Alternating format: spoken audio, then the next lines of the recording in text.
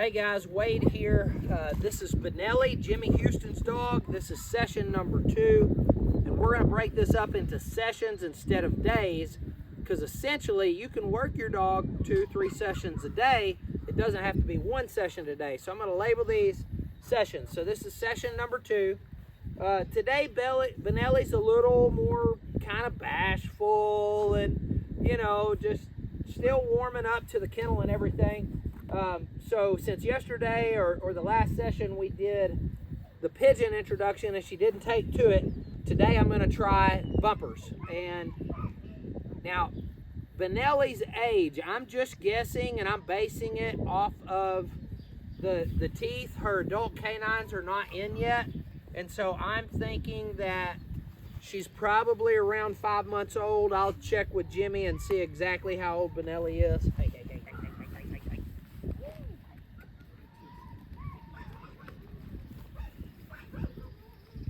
Woo, that a girl. You gotta pick it up. Okay, you gotta pick it up.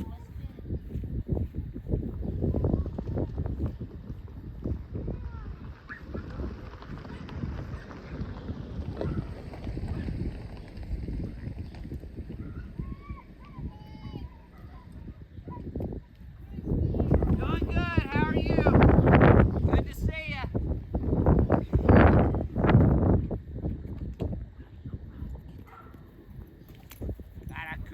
Good girl, okay. Woohoo! Yeah. Right. Yeah. Good girl, okay.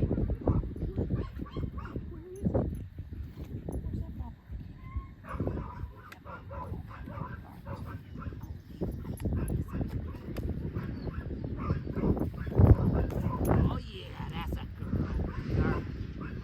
Good girl.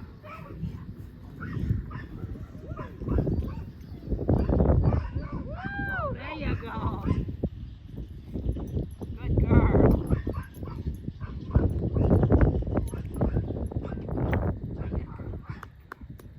Yeah, okay, good girl. All right. Good girl.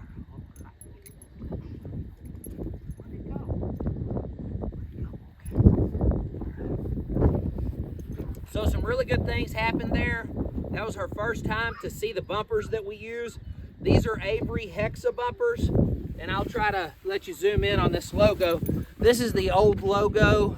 These bumpers were Judy Acock's, and so it's got the old Avery logo. But if you're looking for a good bumper for your puppy, these Avery Hexa bumpers, it's a hexagon shape.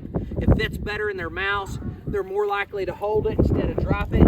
And this is her first time I've ever shown her a bumper. And you saw the first time she ran out there, but she didn't pick it up.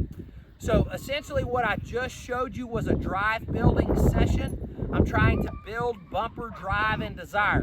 Notice I'm not getting on to her for anything. She can do no wrong right now. I'm not gonna have anything negative. Why?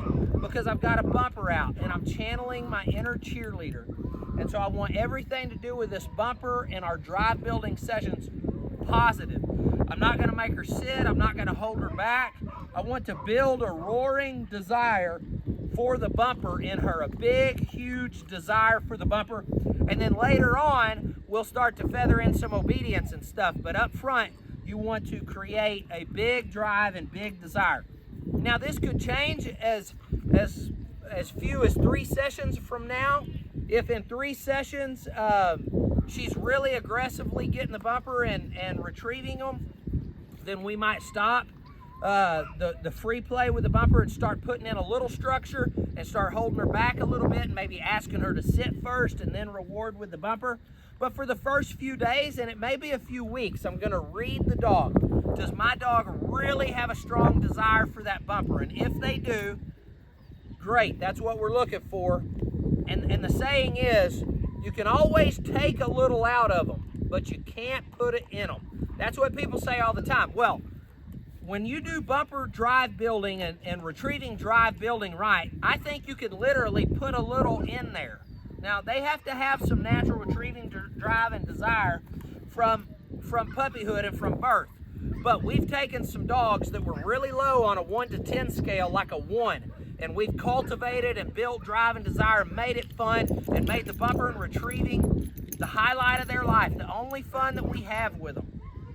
And we've been able to create this desire and affinity for retrieving a bumper. So anyway, with that being said, notice I didn't do more than 3 throws. I mean, 3 or 4 little tosses. That session that we just did, it was short and sweet. I leave the dog always wanting more, so I tease it like this, and then I do this, like it went away. See, she's looking, where'd it go? I hit it right here under my arm, but she's a dog and she doesn't know that. So I leave her wanting more. I'm building the drive. I've always got the check cord on, and I've always got my dummy collar on. This is an e-collar that we're going to use later on in her life for correction and communication, but not right now as a puppy, so I want her to just wear it so that when it is on one day, it's not like, oh, well, you put that collar on and then started correcting me. I don't want the dog to be collar wise. And so to counter that, we put dummy collars on all the puppies as we start to train them. Good girl, good girl. And remember, she can do no wrong right now as long as we're having fun with the bumper. And I'm going to end with one more toss. Woo!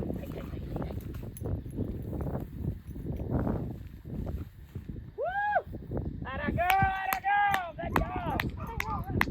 Good girl, okay, atta girl, good dog, good girl. I'm letting her hold it while I stroke and pet her. The last thing I want to do is take that out of her mouth as soon as she gets back to me. That's when your dog will quit coming back to you, because you're going to immediately take the prize and reward that they just went and retrieved for you. Good girl.